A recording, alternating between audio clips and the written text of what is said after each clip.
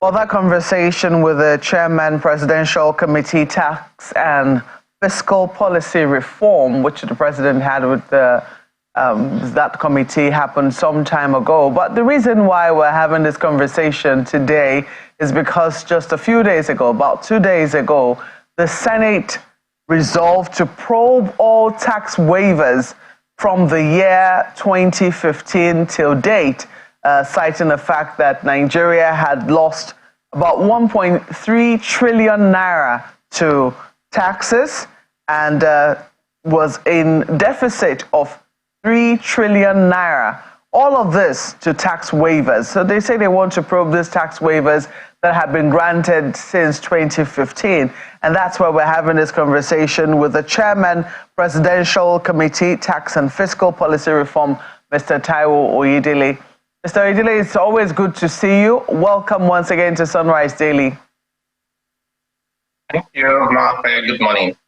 Well, we did have a conversation with you shortly after you met with the president, and you also addressed the press and I believe by extension the generality of Nigerians on how you'd like to be able to merge taxes, and you did give us an update at that time saying that you were also meeting with state governments and the Joint Tax Board to ensure that things were streamlined, as you also have the mandate to implement the resolutions that you come up with or the recommendations that you make.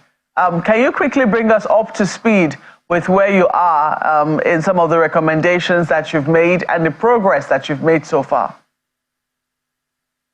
Yeah, thank you very much. So the presentation of the formal report to the president happened about 3 weeks ago. And since then, we've been working on implementation of those recommendations. Some of the recommendations require that we prepare executive orders, a couple of them to be signed by Mr. President. There are also a couple of orders and regulations to be actioned by the finance minister. We also have about 2 as well for the Federal Inland Revenue Service. And we also do have a memorandum of understanding with the governors, as well as an emergency economic intervention bill, which will need the National Assembly to work on. But of course, the process of implementing that requires that you work through the internal processes of getting a bill presented to the National Assembly. And that process now is at a very advanced stage. So we're expecting in the next few days, we should have a bill that's ready to go to the National Assembly. In one of our engagements, we had the Senate was really very kind to set up a retreat with a team on these reforms that we're trying to carry out, at which time we had already in advance let them know that we'll be coming back to them with many reforms. But first and foremost, to start with an emergency economic intervention bill. And we call it an emergency bill because of the sense of urgency and the need for us to move with speed on these issues, particularly because the nature of the constitution of the committee that have been asked to lead for our country has people cutting across. So you can almost take it for granted that the engagements are robust enough. They are inclusive, they've considered different perspectives. So those, different implementation instruments are different stages as we speak. The FRS, for example, had implemented one out of the 3 that we wanted them to implement, which is to do with tax promax. I know that this is not something everybody is familiar with, but those who interact with the FRS, this is the system for paying taxes, and it has some restrictions in the past, which they've now removed. But really, in most parts, the recommendations we have require that you amend the law.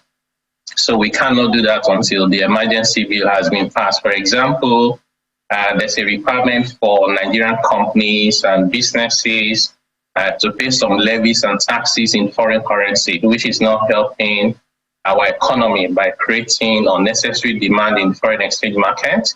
And when those people cannot find the dollars to pay the taxes and levies, they actually also don't pay. So which means government also is unable to get the revenue in on time. So overall, we're making progress. Of course, if you ask me, I'll say, we love for these things to happen like yesterday, but the next best time is today and going forward.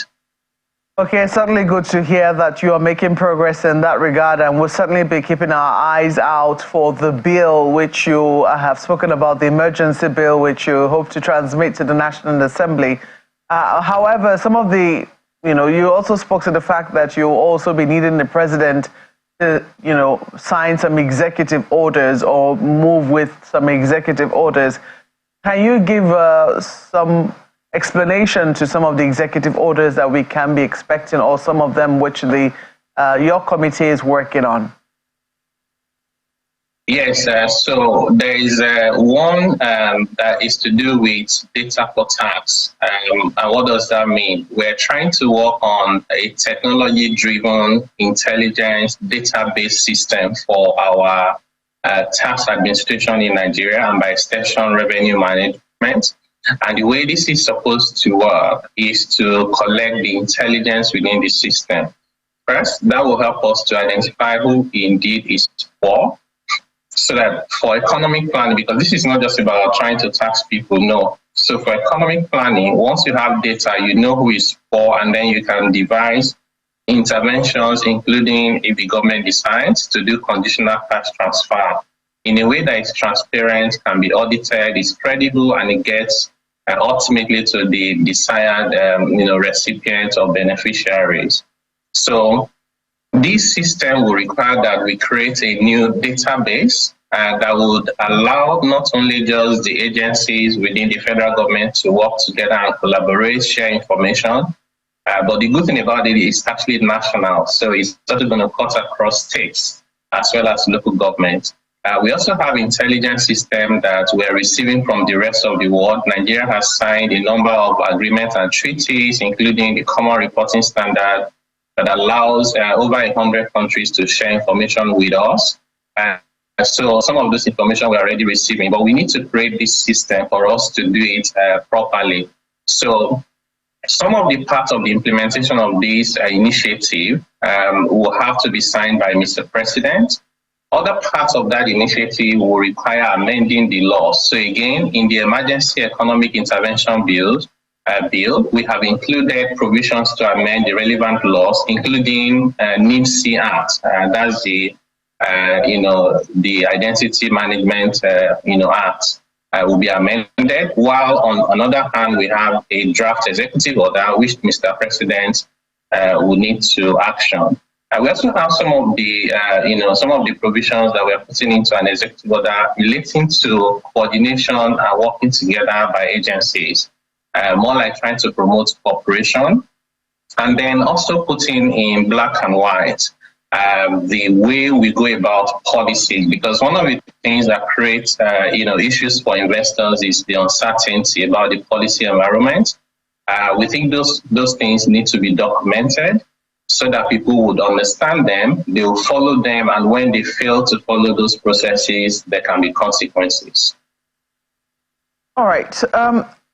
This conversation now is going to come to the Senate. I mean, they have now resolved to probe tax waivers.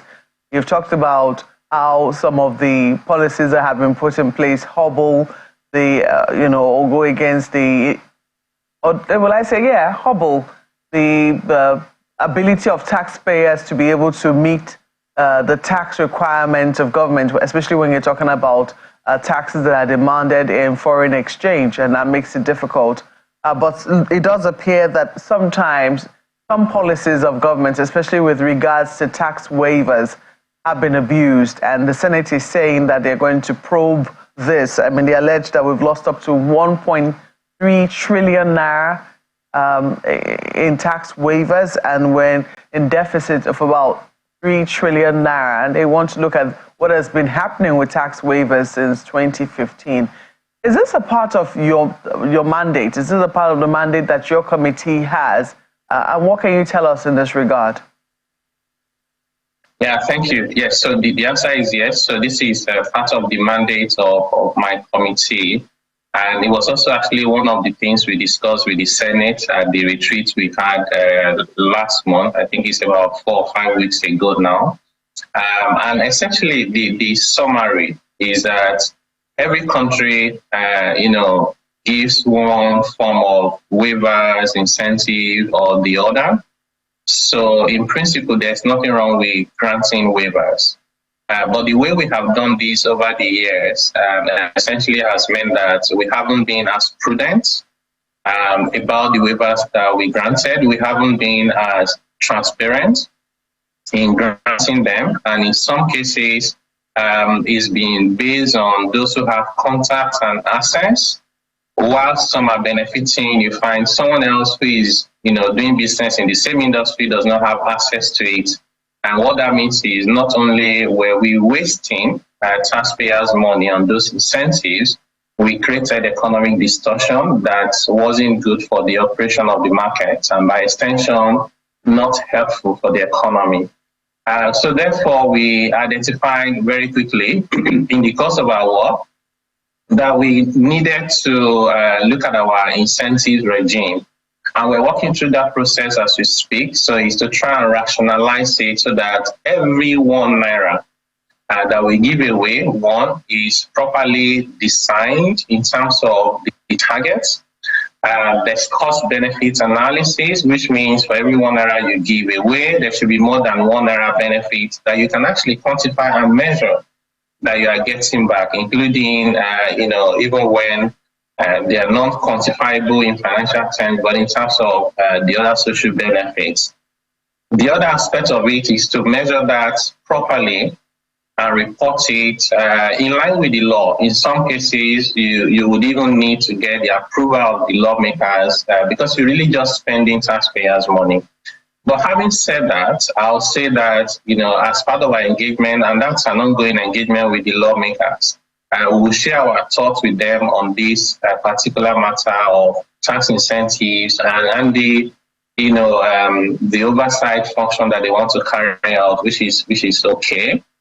But it's important to mention that the ₦6 trillion number that was called out as the amount of tax expenditure per annum for over the past 3 years, the average has been about 6 trillion. It would interest you to know that about 3 trillion, actually more than 3 trillion, more than half of that relates to VAT. And when you also break it down further, a lot of it relates to exemptions that the ordinary people benefit from. For example, if you buy food item, if you pay school fees, if you do medical expenses, all those items are exempted from VAT, as it's the case in every country. So Nigeria, in that case, it will be inappropriate for us to then wake up one day and say, we're spending too much on tax waivers, let's cancel the waivers. So you cannot cancel those waivers. Some of the waivers also have to do with international treaties. So Nigeria is a member of the ECOWAS. Nigeria is also a member of the African Continental Free Trade Area, as well as also the World Trade Organization. So those treaties place some obligations on us. Maybe not even an obligation. There are things we signed up to because it's the right thing to do. And under those arrangements, there are items where, for example, within ECOWAS, you can't impose tariffs on those items because when you also export, they don't impose tariffs. The whole essence of having that union is so we don't impose tariffs on ourselves. So those tariffs would also come in as part of the waiver. When you import military equipment, so what you need for the police, the army, navy, those things you cannot be asking them to be paying taxes. You also have to waive them. So a good number out of the 6 trillion are things that we think make sense, that we need to sustain. But there's also a very sizable portion of that that we need to review, rationalize, and we hope that when we are done, those numbers will be numbers that are, really worthwhile.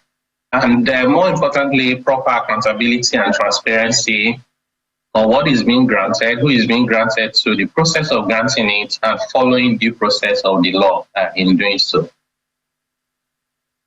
Well, I understand that Ayo has many more questions for you. Well, thank you, Mokwe.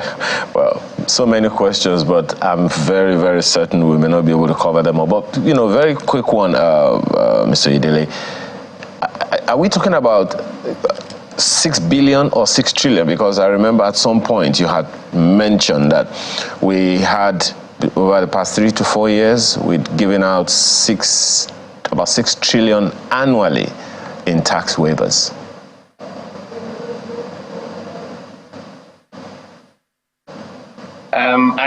I didn't hear anything you said.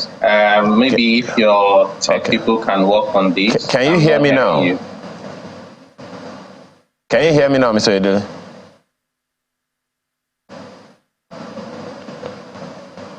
Okay, well, I'm hoping that you'll be able to hear me because there's a report, earlier, not even recently, where you had said that the Senate, beg your pardon, on an annual basis over the past 3 to 4 years, we gave out something in the region of 6 trillion naira within the past 3 to 4 years in tax waivers. Can you hear me now, Mr. Oyedele? Yes, now okay. I can hear you. So, is that a fact that we have given out 6 trillion naira in tax waivers over the past 3 to 4 years? Yeah, so that's even 6 trillion annually. So which means over the past 3 years, we're looking at about 18 trillion. Not the exact number, but the average. So around 18 trillion. Okay. So that's a fact. In fact, there is a tax expenditure report because by law, the Fiscal Responsibility Act requires that the tax expenditure, which is the waivers, be quantified and reported. So in one of the reports by the former finance minister, that report was presented to the National Assembly, and that's where we pick this average number we are reporting, from, as well as the number that the Senate reported a couple of days ago. Yes, as a matter of fact, we are giving away about 6 trillion naira annually. Well, in your opinion, I mean, even though you've, in your response to a few of my questions, you talked about the fact that we can't just stop the waivers. Some of them are treaty-based and all those things. How effective would you say that those waivers have been until now? And on the economy of Nigeria, on doing business and all those things, of what use have they been, in your opinion?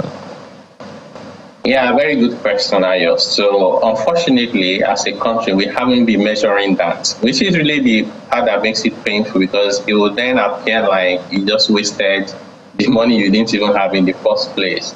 And those numbers are huge compared to our revenue base.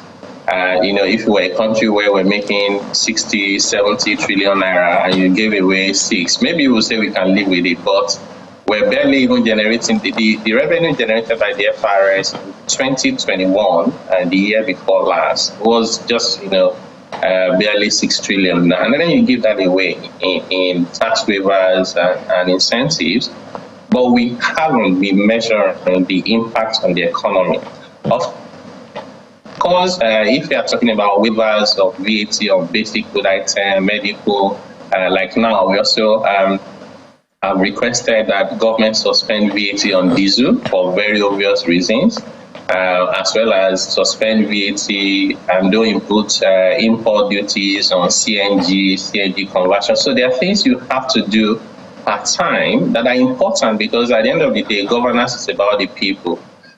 Those ones, you may not be able to immediately measure the economic impact, but you, of course, can tell the social impact, because if you don't make these interventions, the country will go up in flames, and people would go on the streets if they find life completely impossible and they believe that government is being insensitive.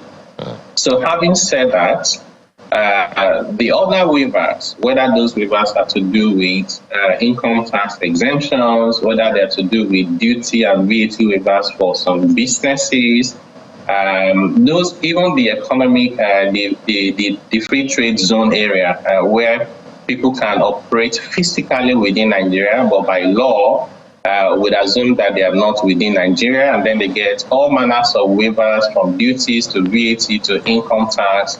And we know that those regimes are being abused by some of the operators. who would then go into the free zone, which was designed for us to promote exports. They carry out the activities there, but the destination of why they've set up their operation is actually destination Nigeria. And they, in some cases, end up not paying the taxes that they should have paid. So that's why for us, this is an important area of focus. We are going through those incentives one by one, interrogating them and asking ourselves, if we're going to design a new incentive regime for Nigeria today, would this qualify? On what basis? How can you ensure that it's targeted? How can you measure the impact on the economy? And as much as possible for those incentives, we are developing sunset provisions into them, because you may find that something that is appropriate today and desirable because of our economic circumstances as of 2023 may no longer be relevant in another 2 years, sometimes even before then. But it could also be maybe another 5 years or 10 years. But whatever it is, we'll be using data and engagement with stakeholders to decide and design how long do we need incentive for, and put those sunset clauses in the law so that it won't be another 20 years before we realize that we've been losing money for so many years in the past, as we have seen historically. You know, I couldn't, a few times in your responses to us this morning, Mr. Oyedele, you've talked about the importance of data. And one of the things that we've heard from representatives of the National Population Commission is that census is the mother of all data. Now, we haven't had census in a while, and there's been conversation over the past 2 to 3 years or thereabout that we should have a national census exercise, so that at least we can have not just a figurative or speculative idea that we're 200 million people plus or minus, but that we can actually have some real data to work with, so that various ministries, departments, and agencies at the federal and state levels will be able to do the needful. In the absence of that census data, so Oyedele, how much of a shortfall are we? How deficient are we in terms of planning without those data? Because as you said, without data, we will not be able to achieve much. So without a census as accurate as possible, how deficient are we in terms of planning for some of these issues you are raising? Yes, so you certainly need data, not just data, reliable data for proper economic planning. So I would agree that having a census would help in that regard. Knowing the people you have, where they are, what they do, their challenges helps you to have targeted policy and to direct government spending in the right places. For example, one of the important data we have is that the NBS told us, I think it was last year, that 133 million Nigerians live in multidimensional poverty, and they told us where they are, right? They even have a ranking by state. So you know the poorest states, you know the one that is least poor, but the reality is that we have poverty all over the place.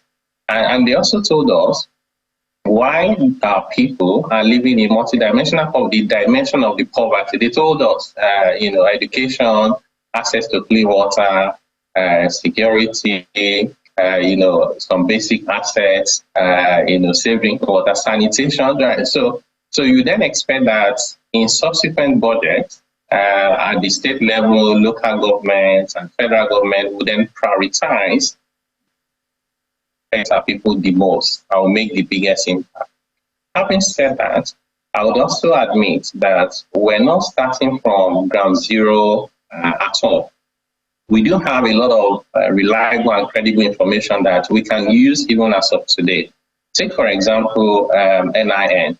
So NIN has tens of millions of Nigerians who have registered. Mobile phone, we have over 100 million Nigerians on mobile phone. Not only is that a form of identification, we also you can observe their behavior based on data, phone call. I'm not saying government should be monitoring what they're doing. I'm just saying if somebody is spending 10,000 naira on data a month, they're not the poorest person in Nigeria, not very likely. But somebody is spending 150 naira, flashing people all over the place, you know they're poor. It also gives you intelligence as to where people are. Each time you make a call, so like this call we're having now, the system knows that I'm calling you from Lagos. So we have that, you have BVN. You also have other information that you can use. People who are registered for taxes, businesses that are registered with the Corporate Affairs Commission. So what we are doing in the meantime, so we don't say we all have to wait for there to be a census, is to start with what we have. So whatever we have now that's reliable, let's start planning based on that in terms of how we manage the economy, in terms of how we design the fiscal system, the burden of tax, because my view has always been, and supported by data, that people at the lower end of the ladder of society have carried too much burden historically, whether they be small businesses or low-income earners, that in many countries are protected with thresholds that are reasonable so that you can live a honest life without being frustrated. So the way it is today is, if you earn 40,000, 50,000 naira or 30,000 naira minimum wage and you're a honest person, you cannot live.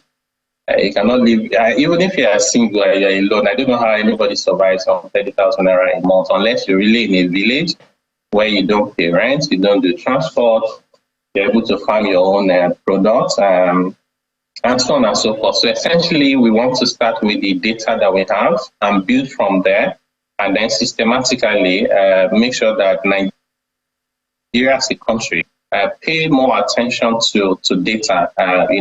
There's one thing, and I always say that it's good to be inclusive, which means ensure that there are different perspectives around the table when you're formulating policies.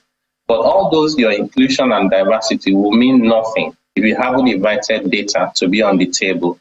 So that's really critical for us. I'm speaking about data, and also as a form of reminder that the work of our committee is not just about tax, it's fiscal policy, which cuts across revenue beyond tax, how government spends those revenue, the way we report them, how we comply with the law. And one of the things we've found out as part of our work so far is the fact that Nigeria has so many assets, physical assets, so many resources, so many interests in organizations. Some of them are government-owned enterprises, some of them are interests in commercial organizations.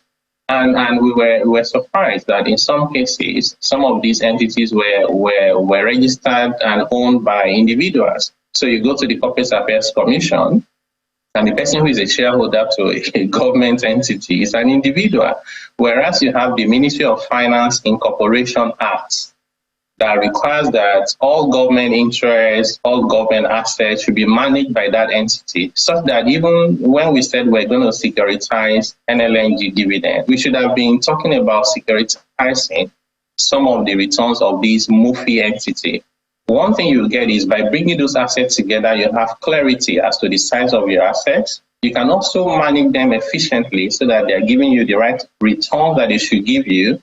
The ones that you are not best placed to manage as government, you can sell them off. And we're working on this now. The law setting up the Ministry of Finance Incorporated, it's a law of 1959. And we're saying to ourselves, why did it take us so long to realize that we even need to amend that law? So I was very pleased to see that the House of Assembly, the House of Representatives, has picked up this, and then there's a draft now, which we also hope that in the coming months we go to the National Assembly and we can begin to start putting these assets and resources together in a way that is transparent, efficiently managed, and Nigerian people can get the right return for the endowments. It's a lot of work already, and I can't get off of my head the importance of collaborations among MDAs and particularly between the federal and state governments. More of that conversation, I'm pretty sure, is going to happen again. We have to thank you at this time for being a part of our conversation. Mr. Taiwo Oyedele, Chairman, Presidential Committee on Fiscal Policy and Tax Reforms. Thank you for your time. Thank you very much. We'll take a short break, and when we return, there is more.